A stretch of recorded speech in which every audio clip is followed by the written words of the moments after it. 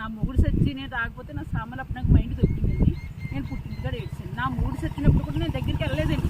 ఇంకెవరిని పిలవలేదండి. అది పుట్టింటి పడిపోతే ఇంకెవరు పెడతారండి. ఇచ్చేసి వాళ్ళ చేతిలోనే పాత పెట్టేశారంట. సరే రమ్మన్నారు. నేను వెళ్ళలేదు. అప్పుడు నాకు మైండ్ కూడా లేదండి. నాకు ఏమున్నదని వెళ్తానండి. ఇక్కడ అందరినీ గిట్టేసి ఆ ఇంట్లో మా అత్తగారు కూడా దూరేసి ఆ ఉండని అడుగుతుందండి. ఎంతే ఉంటుందండి. మొగుడు మాంగారు అంత ఉంటాడు. నా మొగుళ్ళు మరుదులు కూడా అంత ఉన్నారండి. అదండి ఫోన్లే నన్ను పడవద్దు అని పోయాడు. నాకు విరక్తి వచ్చేస్తుందండి యూట్యూబ్ మీద.